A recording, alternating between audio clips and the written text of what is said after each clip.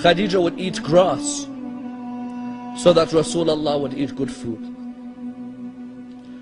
And she wouldn't sleep so that Rasulullah was safe. Which wife sacrificed like Khadija? That if it wasn't for her wealth, these 3 years in Abu Talib's valley, there is no way the Muslims would have survived. No way. She gave all her wealth, and that's why Rasulullah said, this religion would not have survived were it not for the wealth of Khadija and the sword of Ali. These two saved the religion of Islam. And look at the way the Muslims treat their grave today. The way the Muslims treat the grave of Khadija in Mecca. You have to stand there for a few seconds and then they tell you to move.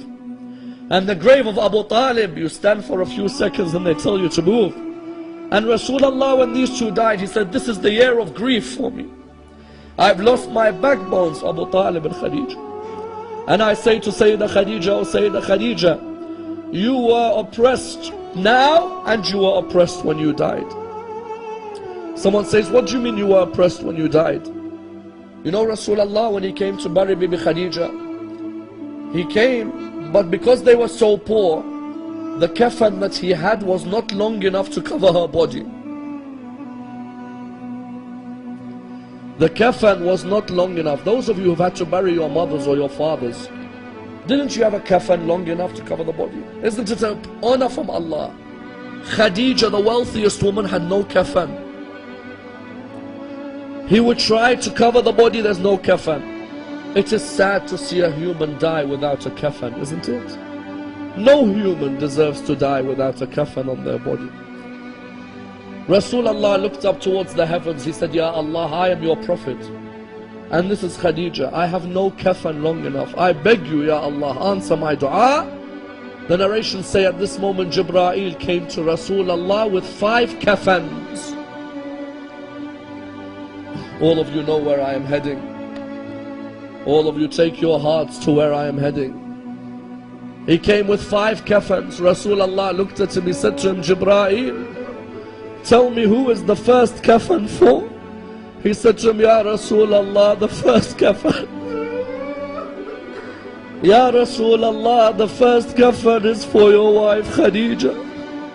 He said to him, Jibreel, tell me who the second kafan is for. He said to him, Ya Rasulullah, the second kafan is for you, so that when you die there is a kafan to cover your body. He said to him, Jibreel, tell me who is the third kafan for? He said to him, Ya Rasulullah, the third kafan is for Fatima al-Zahra. That when she dies there is a kafan to cover her body. He said to him, Jibreel, tell me who is the fourth kafan for? He said to him, Ya Rasulullah, the fourth kafan is for Ali ibn Abi Talib. That when he dies there is a kafan to cover his body. He said to him, Ya Rasulullah, he looked at him and said, Ya Jibreel, tell me who is the fifth kafan for? He said to him, Ya Rasulullah, the fifth kafan is for your grandson Hassan. That when he dies there is a kafan to cover his body. He looked at him and he said to him, Jibreel, tell me where is the kafan for Abdullah?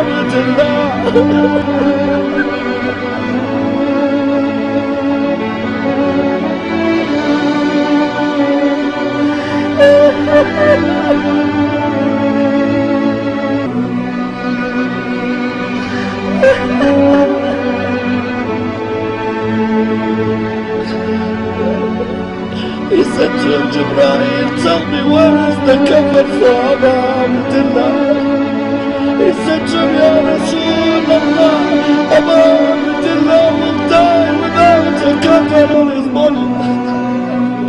He said to him, Jibreel, why? He said to him, because the horses of Bani Umayyah will trample on the body of Abdullah.